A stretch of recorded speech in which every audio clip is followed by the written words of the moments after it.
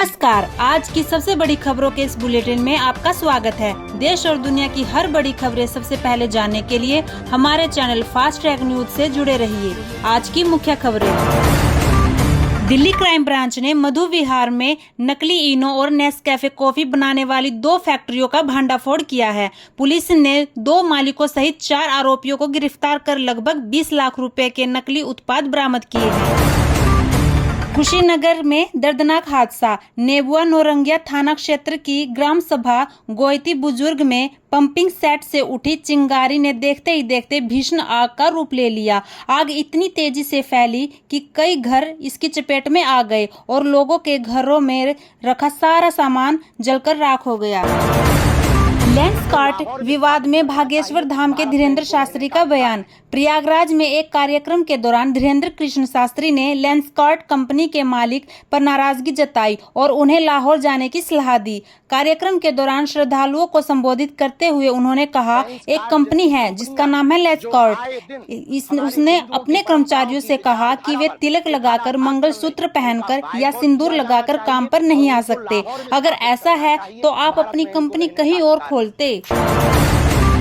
Mexico की राजधानी के उत्तर में स्थित पुरातात्विक स्थल ऐतिहासिक टीओटिहुआकन पिरामिडों में से एक के ऊपर खड़े एक हथियारबंद व्यक्ति ने सोमवार को पर्यटकों पर गोलियां चलाई, जिसमें एक कैनेडियन नागरिक की मौत हो गई और कम से कम 13 लोग घायल हो गए। हमलावर की पहचान मेक्सिको के 27 वर्षीय जूलियो सीजर जासो के रूप में हुई। जासो ने बाद में खुद को गोली मारकर आत्महत्या कर ली और सुरक्षा अधिकारियों को उसके पास से एक बंदूक, एक चाकू और गोला बारूद मिला। इजराइल, अमेरिका, ईरान और रूस यूक्रेन जैसे दुनिया भर में छिड़े तमाम युद्धों और विपरीत वैश्विक परिस्थितियों के बावजूद भारत की अर्थव्यवस्था 2026 और 2027 में सबसे तेज गति से आगे बढ़ेगी। यह दावा संयुक्त राष्ट्र की एक रिपोर्ट में विशेषज्ञों के अनुमानों के आधार पर किया गया है। यूएन ने अपनी रिपोर्ट में कहा कि भारत की अर्थव्यवस्था के इस वर्ष 6.4% और 2027 में 6.6% की दर से बढ़ने का अनुमान है। यूएन के इस अनुमान से दुनिया के तमाम देश चकरा गए। रिपोर्ट में कहा गया है कि अमेरिका टैरिफ भी भारत का कुछ खास नहीं बिगाड़ सका। हालांकि 2025 के दूसरे छमाही में भारत की आर्थिक गतिविधियों में कुछ नरमी आई, क्योंकि अगस्त 2025 में ही ट्रंप ने 50% टैरिफ भारत पर लागू कर दिया था। इसके बाद अमेरिका को निर्यात में 25% की गिरावट आई। इन सब के बावजूद सेवा क्षेत्र भारत के विकास का प्रमुख आधार बना रहा।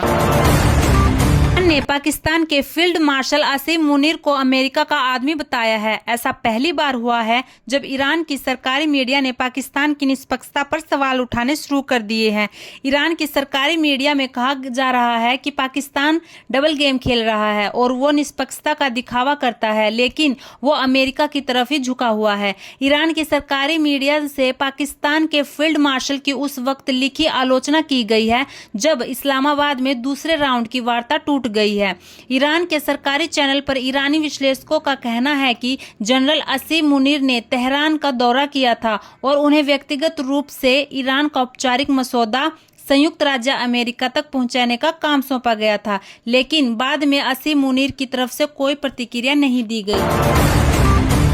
गुजरात एटीएस ने देश के खिलाफ बड़ी आतंकी साजिश को नाकाम करते हुए 2 संदिग्धों को पकड़ा है। गुजरात एटीएस और महाराष्ट्र पुलिस के समन्वय से 2 युवकों की गिरफ्तारी की गई है। ये आरोपी कथित तौर पर गजवाए हिंद की विचारधारा से प्रेरित थे और भारत सरकार के खिलाफ साजिश रच रहे थे। आरोपियों की पहचान इरफान खान पठान और मुर्शिद जाहिद अख्तर शेख के रूप में हुई है। इसमें मुर्शिद जाहिद अख्तर शेख मूल रूप से बिहार का रहने वाला है। इरफान की गिरफ्तारी गुजरात से हुई है, जबकि जाहिद की मुंबई से। मंगलवार 21 अप्रैल 2026 को स्थानीय अदालत ने दोनों आरोपियों की गंभीरता को देखते हुए उन्हें 11 दिनों की एटीएस हिरासत में भेज दिया है।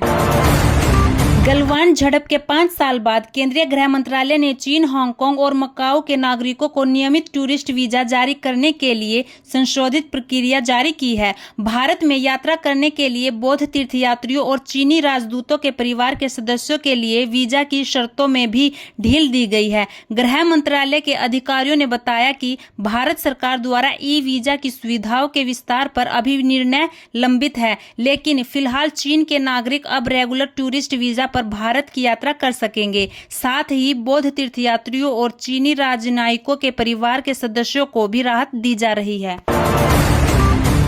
कर्नाटक की राजधानी बेंगलुरु से एक ऐसी सनसनीखेज घटना सामने आई है जिसने मानवीय संवेदनाओं को झकझोर कर रख दिया है। यहाँ एक युवती ने प्रेम और विश्वास के रिश्तों को कलंकित करते हुए अपने ही प्रेमी के बेरहमी से हत्या कर दी।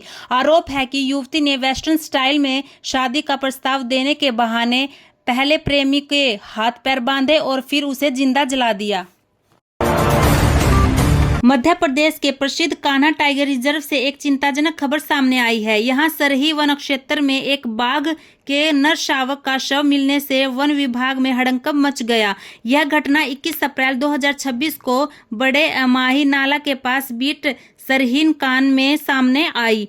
घटना की सूचना मिलते ही वन विभाग की टीम मौके पर पहुंची और national tiger conservation authority NTCA के दिशा निर्देशों के अनुसार तत्काल कार्रवाई शुरू की गई। पूरे क्षेत्र को सुरक्षित कर लिया गया और डॉग स्क्वाड की मदद से बारीकी से जांच की गई ताकि किसी भी तरह की संदिग्ध गतिविधि का पता लगाया जा सके। ऐसी ही और लेटेस्ट खबरों को जानने के लिए हमारे चैनल फास्ट ट्रैक न्यूज़ को लाइक, शेयर और सब्सक्राइब करें और हाँ, बेल आइकन जरूर दबाएं ताकि कोई भी नई अपडेट आपसे छूट ना जाए। धन्यवाद।